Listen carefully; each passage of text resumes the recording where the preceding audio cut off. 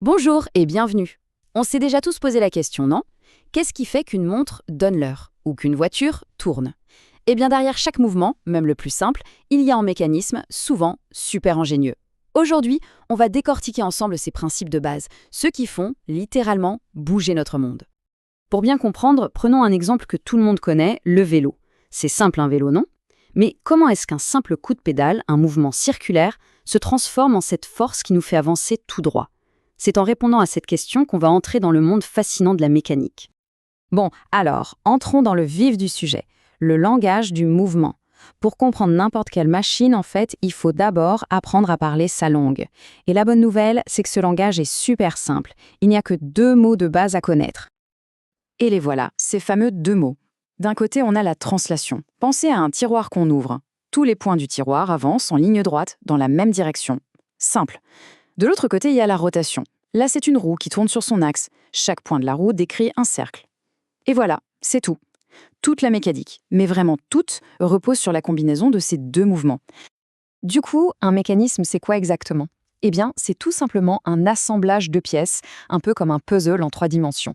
Et son but, il est double. Soit il va transmettre un mouvement, soit il va le transformer. Commençons par le premier cas de figure, la transmission. L'idée ici, c'est de passer le relais. Comment on fait pour qu'un mouvement passe d'une pièce à une autre, mais sans changer de nature? Par exemple, comment une rotation peut en entraîner une autre, même si les deux pièces sont assez éloignées? En fait, il y a une solution pour chaque problème. Si on doit transmettre beaucoup de force entre deux pièces qui sont très proches, alors là, les engrenages, c'est parfait. Si au contraire, les pièces sont éloignées et que l'effort est plus modéré, on va plutôt choisir un système de poulies et courroies. Et pour le meilleur des deux mondes, c'est-à-dire de la distance et de la force, eh bien on a le système chaîne et pignon. C'est exactement ce qu'on trouve sur un vélo par exemple. Ok, transmettre un mouvement, c'est bien. Mais là où la mécanique devient vraiment magique, c'est quand on parle de transformation.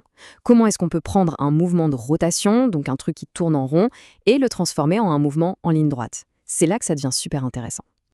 Et pour faire ça, voici un des traducteurs de mouvements les plus connus, le système pignon-crémaillère. Alors c'est simple, le pignon, c'est la roue avec des dents, celle qui tourne. La crémaillère, c'est la barre, elle aussi avec des dents. Quand le pignon tourne, hop, il fait avancer ou reculer la crémaillère en ligne droite. On retrouve ça, par exemple, dans le système de direction de beaucoup de voitures.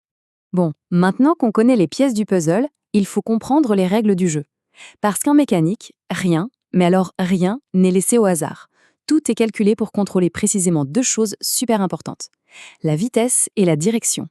Pour la vitesse, la règle d'or, c'est le rapport de transmission. On le note R.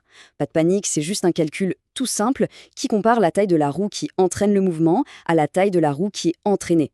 On peut comparer leur diamètre ou leur nombre de dents, ça revient au même. Et ce chiffre, ce R, il nous dit exactement comment la vitesse va changer entre le début et la fin. Alors comment on lit ce rapport? C'est super logique en fait. Si le rapport R est plus grand que 1, ça veut dire que la roue de sortie est plus petite et donc elle va tourner plus vite, la vitesse augmente. A l'inverse, si R est plus petit que 1, la roue de sortie est plus grande, du coup la vitesse diminue. Mais attention, la force, elle, augmente. C'est exactement ce qu'on fait avec les vitesses d'un vélo. Quand on monte une côte, on choisit un rapport qui diminue la vitesse, mais qui nous donne plus de force pour pédaler. Deuxième règle maintenant, la direction. Après la vitesse, c'est l'autre truc essentiel à contrôler. Et là, il y a une astuce qui est une simplicité, mais vraiment déconcertante. Tout se résume à une seule chose, compter les points de contact. La règle, c'est ça. Il suffit de compter combien de fois les roues se touchent. Si on a un nombre impair de contacts, par exemple juste 2 engrenages qui se touchent une fois, la roue de sortie tournera dans le sens inverse de la première. Si on a un nombre pair de contacts, par exemple si on ajoute un 3e engrenage entre les deux, alors la sortie tournera dans le même sens que l'entrée. C'est tout. Pair, même sens. Impair, sens inverse. Aussi simple que ça. Bon, récapitulons un peu tout ça. Au final, avec seulement 2 types de mouvements, 4 mécanismes de base et 2 petites règles pour gérer la vitesse et la direction, eh bien, on a quasiment tous les outils pour comprendre comment fonctionne à peu près tout ce qui bouge autour de nous. Ce qu'il faut vraiment retenir, ce sont ces 4 mécanismes clés. On a les 3 spécialistes de la transmission, les engrenages, le système poulie-courroie et la chaîne pignon. Et puis on a le champion de la transformation, le pignon crémaillère. Avec ça, on a les briques de base de tout le monde mécanique. Alors la prochaine fois qu'on voit un objet bouger, il faut essayer de ne pas juste le regarder.